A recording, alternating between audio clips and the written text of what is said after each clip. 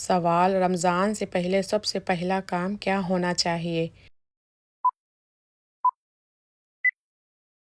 جواب: سب سے پہلے اللہ تعالیٰ سے توبہ، لوگوں سے معافی اور سب کو معاف کرنا چاہیے۔ سوال: رمضان کی تیاری کب سے شروع کرنی چاہیے؟ شعبان کے مہینے سے ہی رمضان کی تیاری شروع کر دینی چاہیے۔ سوال: شعبان میں روزے رکھنے کا کیا فائدہ ہے؟ جواب: اس سے رمضان کے روزوں کی عادت پڑتی ہے اور جسم و ذہن تیار ہو جاتے ہیں۔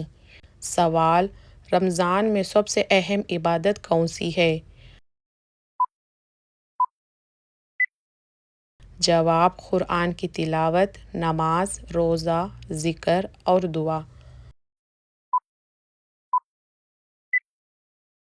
سوال: روزانہ قرآن پڑھنے کی کتنی مقدار مناسب ہے؟ جواب: کم از کم روزانہ ایک پارہ پڑھنا بہتر ہے۔ سوال: توبہ اور استغفار کیوں ضروری ہیں؟ جواب: گناہوں کی معافی اور دل کی پاکیزگی کے لیے ضروری ہیں۔ سوال: نماز میں بہتری کیسے لائی جا سکتی ہے؟ جواب: وقت پر خشوع و خضوع کے ساتھ اور پابندی سے نماز ادا کر کے۔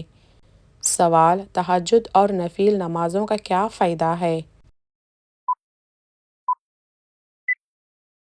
جواب: اللہ تعالیٰ کا قرب حاصل ہوتا ہے اور دعائیں قبول ہوتی ہیں۔ سوال: صبح جلدی اٹھنے کی عادت کیوں ڈالنی چاہیے؟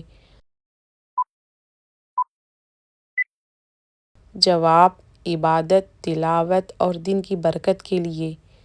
سوال: فیملی اور امت کے لیے دعائیں کیوں ضروری ہیں؟ جواب: یہ بھائی چارے، محبت اور خیر خواہی کی علامت ہے۔ سوال: رمضان سے پہلے گھر کی صفائی کیوں کرنی چاہیے؟ جواب: تاکہ رمضان میں سکون اور یکسوئی سے عبادت کی جا سکے۔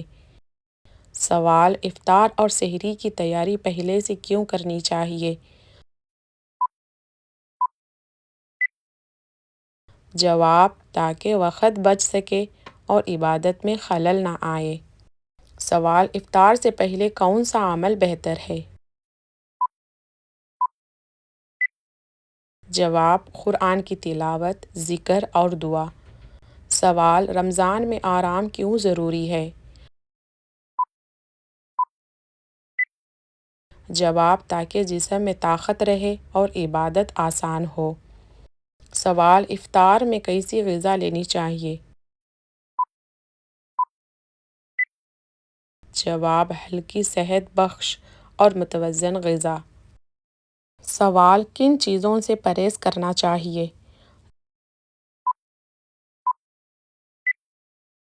جواب: تلی ہوئی، بہت زیادہ مرچ مسالے والی اور نقصان دہ غذاؤں سے۔